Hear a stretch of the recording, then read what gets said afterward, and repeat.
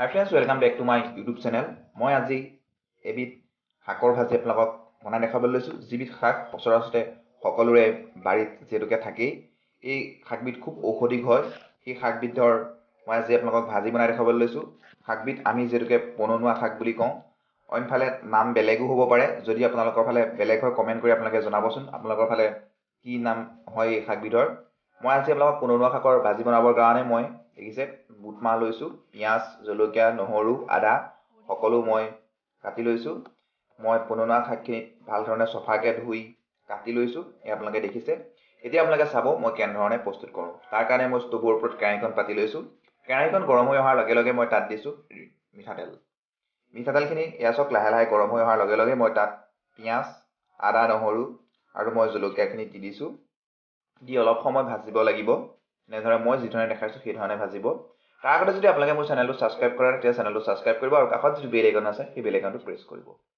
এতিয়া মোৰ ভাজি হোৱাৰ লগে লগে মই ইয়াত দি দিছোঁ বুট। মই যিখিনি বুট, এইখিনি বুট মই 2 ঘণ্টা সময় পানীত তিয়াই থৈছিলোঁ। বুটখিনি এতিয়া মই দি দিছোঁ।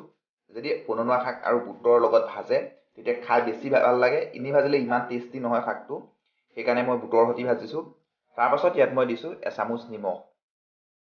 এয়া চাওক নিমখটো তেলতে মই দি দিছোঁ, তেতিয়া ভাল ধৰণে বুটখিনিত নিমখটো সংমিশ্ৰণ হ'ব, খাবলৈ বেছি টেষ্টি হ'ব। এতিয়া মই ইয়াত শাকখিনি দিব পৰা হৈ গৈছোঁ। এতিয়া মই শাকখিনি দি দিছোঁ। এনেধৰণে আপোনালোকে শাকখিনি দি দিব, দি পেলাই ভাল ধৰণে লৰাই সংমিশ্ৰণ কৰিব যাতে ভাল ধৰণে মিক্স হৈ যায়। আপোনালোকে দেখিছে মই যেনেধৰণে লৰাই সংমিশ্ৰণ কৰিছোঁ সেইধৰণে আপোনালোকেও লৰাই সংমিশ্ৰণ কৰিব। এই শাকবিধৰ যদি আপোনালোকে বনাই খায় খুব টেষ্টি হয়, ভাজিখন খাবলৈ খুব ধুনীয়া লাগে। মই সেইকাৰণে এই ৰেচিপিটো আপোনালোকলৈও আগবঢ়াইছোঁ। মই খাই যিহেতুকে খুবেই ভাল পাওঁ। এয়া দেখিছে মোৰ সংমিশ্ৰণ কৰি হৈ গৈছে। এতিয়া মই ইয়াত দিছোঁ এচামুচ হালধি। হালধিখিনি দি সংমিশ্ৰণ কৰি ল'ব লাগিব। মই যিধৰণে দেখাইছোঁ সেইধৰণে সংমিশ্ৰণ কৰিব। অলপ দেখিছেনে পানী ওলাইছে।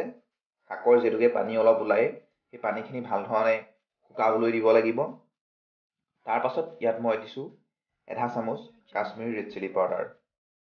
কাশ্মীৰী ৰেড চিলি পাউডাৰটো দি দিছোঁ। তেতিয়া অলপ জ্বলা হ'লে খাই যিহেতুকে ভাল লাগে সেনে মই কাশ্মীৰী ৰেড চিলি পাউডাৰ ব্যৱহাৰ কৰিছোঁ। এতিয়া মই এইখিনি ঢাকি দিব লাগিব। মই এইখিনি বেছি সময় নালাগে, 10-15 মিনিটৰ কাৰণে ঢাকি দিম যাতে বুটখিনি আৰু শাকখিনি ভাল ধৰণে সিজি যায়। এতিয়া মোৰ 15 মিনিট হৈ গৈছে। এই আপোনালোকে দেখিছে মোৰ প্ৰায় সিজিছে, অলপ বাকী আছে। পানীটো শুকাইছে লাহে লাহে দেখিছে। শুকালেই মোৰ ভাজিখিনি প্ৰস্তুত হৈ যাব। এয়া মোৰ ভাজি শুকাই গৈছে। খুব টেষ্টি হয় এই ৰেচিপিটো খাবলৈ। এনেধৰণে আপোনালোকে পননুৱা শাকৰ ভাজি প্ৰস্তুত কৰি খাব পাৰিব। এয়া চাওক মোৰ সম্পূৰ্ণৰূপে ভাজিখিনি প্ৰস্তুত হৈ গৈছে। যদি ভিডিঅ'টো চাই ভাল পালে তেতিয়া প্লিজ মোৰ চেনেলটো লাইক কৰিব, কমেণ্ট কৰিব আৰু সকলো বন্ধু বান্ধৱীলৈ হোৱাটছআপ, ফেচবুকৰ জৰিয়তে শ্বেয়াৰ কৰিব। আকৌ এটা নতুন ভিডিঅ'ত আপোনালোকক লগ পোৱাৰ আশাৰে আজিলৈ আপোনালোকক বিদায় লৈছোঁ। ধন্যবাদ।